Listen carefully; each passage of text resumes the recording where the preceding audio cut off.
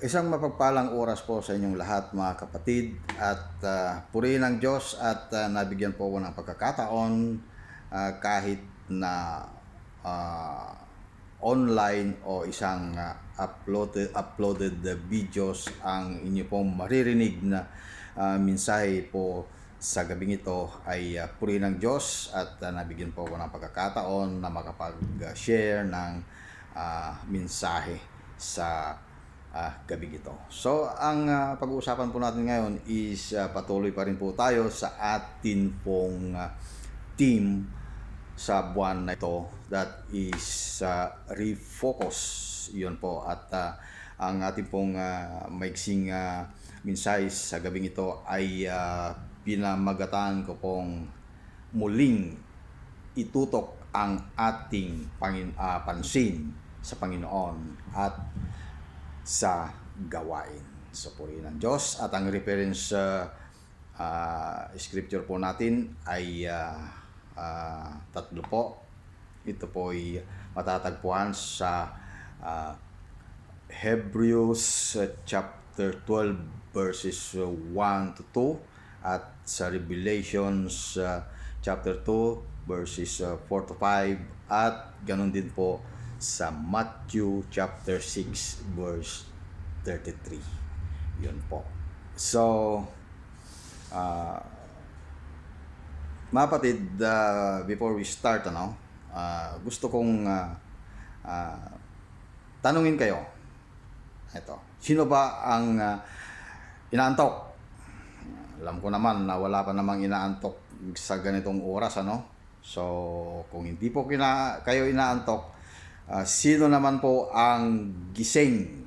Yan.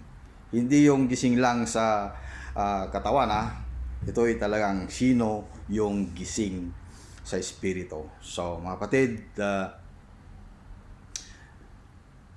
sino ba ang ready na marinig ang salita ng Diyos ngayong gabi?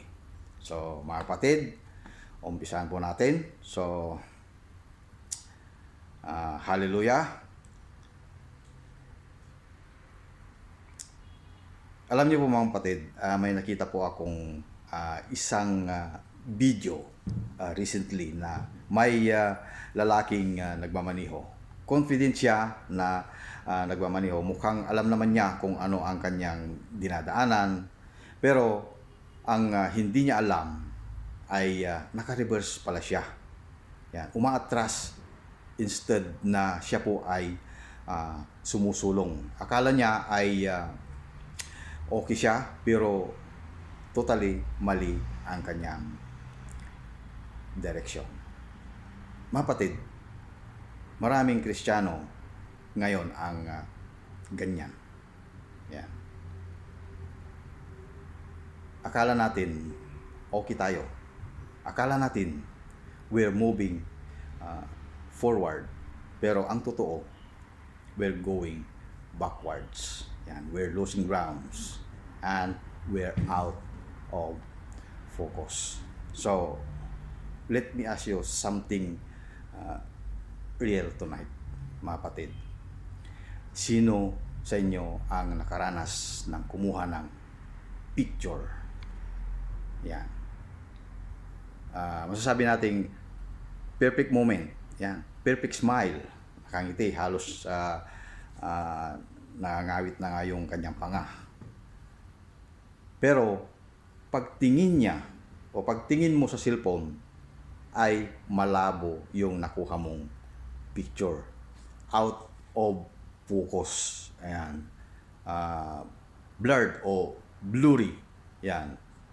Sayang, di ba? Sayang yung effort mo kahit yung kinunan mo ng picture ay sayang yung kanya pong pagpapaganda. The subject was beautiful pero dahil wala sa tamang focus ang lens, walang kwenta ang picture. Buti nga ngayon, yung mga picture na yung mga camera natin sa cellphone is mayroon ng autofocus. Pero kahit na mayroon mang autofocus ito, kung ito ay naka-off, wala rin. Hindi katulad dati. Nasubukan ko dati talaga yung mga unang mga gamit na camera noon, wala pang mga cellphones, ay meron akong ginagamit noon na hinihiram kong camera, Canon. Yun pa yung may malaking flash bulb at syempre ang ginagamit pa noon is film.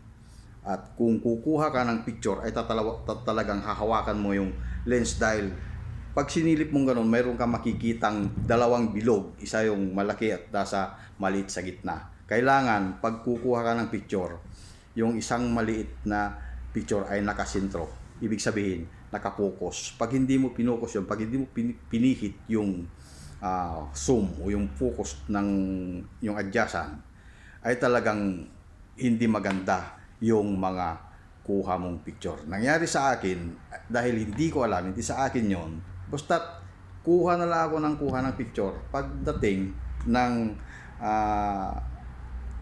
ang tawag dito, hindi mo naman makikita kagad, basta click ka ng click lang doon, hindi mo naman makikita pa kagad yung picture hanggang hindi pa nadidevelop yung film. So pag nung lumabas yung film ay ang daming sira. Sabi ng may-ari ay, hindi mo ba tinignan yung focus? May focus yan, hindi naman automatic yung mga ganong camera pa nung una. So hindi, basta kuha na lang ako ng kuha. Sabi ko ay may focus yan, sabi. Tinignan ko, mayroon talagang focus. So yun, maraming effort nasira lang dahil out of focus. Yan po. So, malabo. Yan. So, imagine po natin ang camera lens pag ganun. Kapag wala ito sa focus, kahit gaano kaganda ang inyong subject, hindi ito makikita ng maayos. The image is distorted, unclear, and sometimes recognizable. So mga kapatid, sa totoo lang, minsan talaga nangyayari rin ang ganito sa charts. Yan po. Let's be honest with ourselves today, mga kapatid. Kung titignan natin ang paligid, lalo pag tayo ay nasa worship, ano ba ang napapansin nyo? May napapansin ba kayo?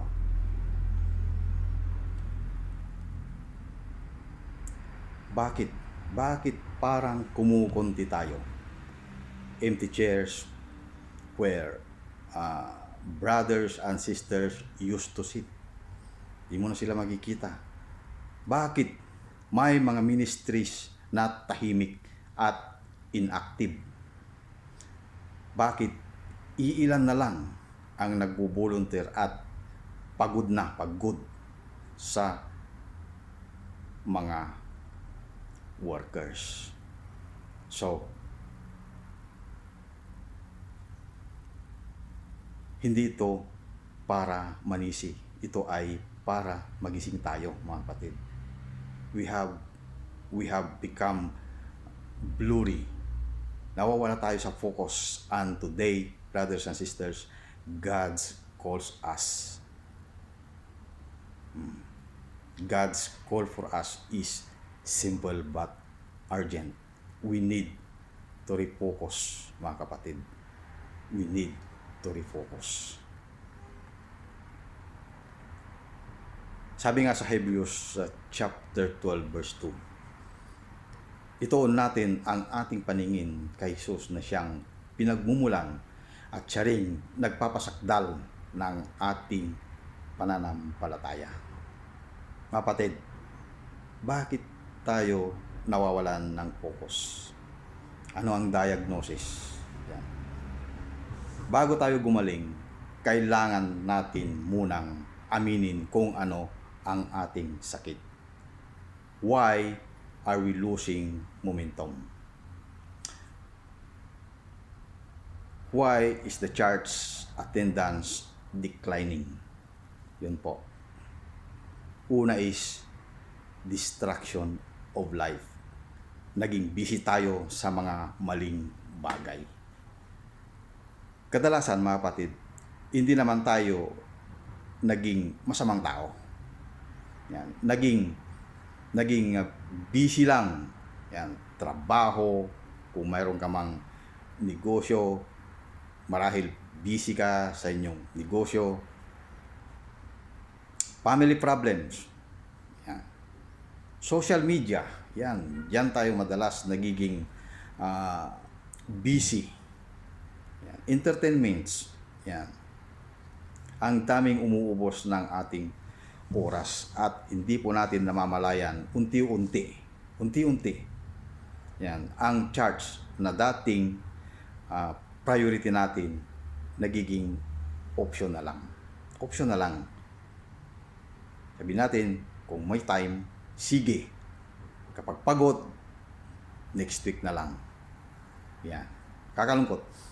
Lucas chapter 10, verse 40 hanggang 42. Ang kwento po ito ni Martha. Ngunit si Martha ay abalang-abala sa paghahanda. Sinabi sa kanya ng Panginoon, Martha, Martha, nababalisa ka at abala sa maraming bagay. Ngunit iisa lamang ang kailangan. Sabi. So, kapatid, marami sa atin ang nagiging Martha. Busy pero distracted. Yan. We are working for the Lord or for ourselves. But we are not sitting with the Lord. Ikalawa is nawawala po yung ating unang pag-ibig. Nalalamig sa pag-ibig. Yan po. Yan. Ito ang masakit na katotohanan, mga kapatid. Lose of first love. Kaya kung kulang ang workers, kaya inactive ang ministries, hindi dahil walang kakayahan, kundi dahil nawala sa passion. Naging routine na lang ang paglilingkod. Attendance lang, okay na. Yan. Sa Revelations chapter 2 verses 4 to 5 to the church in Ephesus. Ngunit ito ang ipinagdaramdam ko sa iyo. Tinalikuran mo ang iyong unang pag-ibig, kaya alalahanin mo ang dati mong kalagayan. Pagsisihan mo ang iyong mga kasalanan at gawin mong muli ang mga ginagawa mo noong una. Yan po. So, pangatlo is disunity and hearts. Yan. Mga tampuhan at sugat. Hindi nawawala yan. Kaya minsan, mga kapatid, may umaalis ang iba o sabihin natin tumitigil sa ministry ay dahil sa tampuhan. Sasabihin pang hindi na-appreciate ang ginagawa ko. Sabihin pang masungit naman yung leader o may sinasabi naman si ganito. Yung mga ganun bang mga dahilan. So, brothers and sisters, the enemy uses division to blur our vision. Kapag nakatingin tayo sa pagkakamali ng iba, hindi tayo makakatingin kay Jesus. Yun po. So, mga kapatid, saan dapat tayo mag-refocus? Ano ang prescription? Kung malabo ang camera, ano ang ginagawa natin? Di ba? Ina-adjust natin ang lens. Yan. Inuun natin yung autofocus, yung ating mga camera sa cellphone. So, saan natin dapat i-adjust ang focus ng charts na ito? Una is focus on Jesus, not the problems. Balik sa Panginoon. Huwag tayong tumingin sa mga bakanting upuan at panghinaan ng loob. Yan. Tumingin tayo kay Lord na kayang punuin ang mga upuan na yan, mga bakanting nakikita nyo. Kayang punuin ng Panginoon. When Peter looked at the waves, he sank. Lumubog siya. When he focused on Jesus, he walked on the water. Yeah. So, brothers and sisters, stop focusing on what we lack. Sabihin natin, kulang sa budget ang church, kulang sa tao. Mga kapatid, focus on who God is. Yun lamang po. Siya ang Jehovah Jireh. Yeah. Pangalawa is focus on the mission, not just on the meeting. Balik sa mission. Yan po. Ang church ay hindi lang tuwing Biyernes o tuwing may prayer meeting. Ang early church sa Acts, mga kapatid, ay lumago sila hindi dahil may maganda silang ilaw, may malabig na worship hall, may aircon, o may mga magagandang sound system, may monitor. Hindi, lumago sila dahil may tunay na pagmamalasakit at pagkakaisa. Yan. Sa Acts chapter 2, verse 42 and 46. Nananatili sila sa itinuro ng mga apostol sa pagsasama-sama bilang magkakapatid. Araw-araw sila'y nagkakatipon sa templo. Kailangan nating ibalik ang ating genuine fellowship, mga kapatid. Hindi lang, hello, praise God, tapos uwi na. Kumustahan na totoo ang dapat. Yan. Tulungan na totoo. That attracts people to back to church, mga kapatid. Yan. Ano pa? Focus on eternity, not just temporary comfort. Balik sa kahalagahan. Yun po. Kaya tayo naglilingkod, kaya tayo nagsasacrifice, maging workers, kahit may sabihin nating pagod sa trabaho, lahat tayo pagod sa trabaho. Yan ay dahil may eternal value ang lahat ng ito. So our labor in the Lord is not in vain. Yan po. Ngayon, mga kapatid, paano tayo mag-refocus? Mga practical steps. Ano po yun? Sabihin natin, Pastor, paano natin gagawin ito? Yan. Paano natin bubuhayin uli ang church? Una, prayer and devotion, mga kapatid. That's personal renewal. Hindi pwedeng, sabihin natin, hindi pwedeng mag-revive ang church kung patay ang devotion ng mga members. Yan po. So, balik tayo sa prayers. Yan.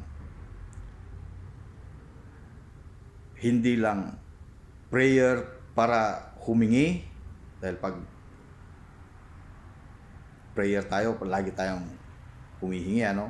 Kundi prayer para makipag-usap sa Ama. So, mga kapatid, revival starts in the closet, not in the pulpit. Step 2, mga kapatid, volunteer and step up. Active service, mga kapatid. So, sa mga kapatid nating matagal nang, ito, sa mga kapatid nating matagal nang nakaupo lang, yan, kailangan ka ng pamilyang ito. Kailangan ka ng church. Hindi kaya ng iilan lang ang gawain. Kung mayroon kang gift, may talent ka, gamitin mo. Yan. Kung magaling kang magluto kahit hindi mo lagyan ng magic sarap, gawin mo. Yan. tumulong sa fellowship. Kapag magaling kang mag-encourage, pwede kang mag-usher. Ayan. Alam naman po natin, kulang tayo sa workers. Ayan. Harvest is plentiful, but the workers are few. Huwag na nating hayaang maging totoo ito sa church natin. Maging sagot tayo, mga kapatid, sa panalangin. Step 3, reach out. Yan po. Ibalik ang nawawala. Yung mga nawawala. Huwag nating hintayin na bumalik silang kusa. Dahil alam naman natin, bihira lang siguro yung bumabalik na kusa. Yan. Tayo ang lumapit sa kanila, mga kapatid. Text mo yung katabi mo dati. Sino ba yung mga katabi natin dati na hindi na natin nakikita ngayon? Text mo sila. Kapatid, miss ka na namin. Hindi ka na. Balik ka na. A simple message of love, mga kapatid, can restore a soul. So, brothers and sisters, let's rebuild our unity. Sa basketball po, kapag kulang ang player sa court, talo na ang team. Ganon din po sa church. Bawat isa sa atin ay player. Walang bench warmer sa kingdom of God. We need everyone in the game. Yun po. We need everyone in the game. So, simple message lang sa mga kapatid po natin. Madali lang naman yan, i-message natin sila. Yan. Kung nag-reply, okay. Kung hindi nag-reply, follow up mo. Yan. So, bago po tayo magtapos, mga kapatid, ang ating pong conclusion sa oras na ito. Mga kapatid, God is giving us a chance to refocus today. Hindi pa huli ang lahat, mga kapatid. Pwede pa tayong lumago. Pwede pang mapuno uli ang church na ito. Pwede pang sumigla ang ating worship ministries natin. Pero, mga kapatid, nagsisimula ito sa desisyon mo, sa desisyon natin ngayon. Yan po. Nagsisimula po sa atin. Yan po.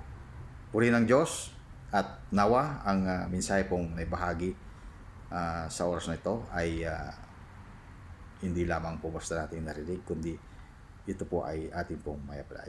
So, tayo po ay manalangin. Hallelujah. Puri ng Diyos. Panginoon, kami po ay lumalapit sa inyo sa mga sandaling ito. Muli, O God, ay humihingi po kami sa inyo ng kapatawaran, Panginoon. Patawarin po ninyo kami kung nawala kami sa focus. Patawarin po ninyo kami, Panginoon, kung naging busy kami. Kung nanlamig kami, Panginoon. Kung nagkanya-kanya kami. Lord, today, we refocus on you. We commit to serve you again. We commit to love one another again. Father God, ibalik niyo po ang ningas sa aming puso. Padaluyin po ninyo, Panginoon, ang fresh anointing sa bawat workers, sa bawat leaders, sa bawat membro. Panginoon, patuloy na kami po'y lumalapit sa inyo, Panginoon. At patuloy, Panginoon, na gamitin po ninyo kami sa lahat po, Panginoon, upang ito po ay lumago muli ang inyong iglesia. Maraming salamat po, Panginoon, at muli ito po ang aming samot dalangin sa pangalan ni Kristo Jesus at ang Espiritu Santo sa iyo lamang, O Yahweh. Ibinabalik ang pinakamataas sa papuri at pagsamba. Amen, amen, and amen. Maraming salamat, mga kapatid, and God bless us.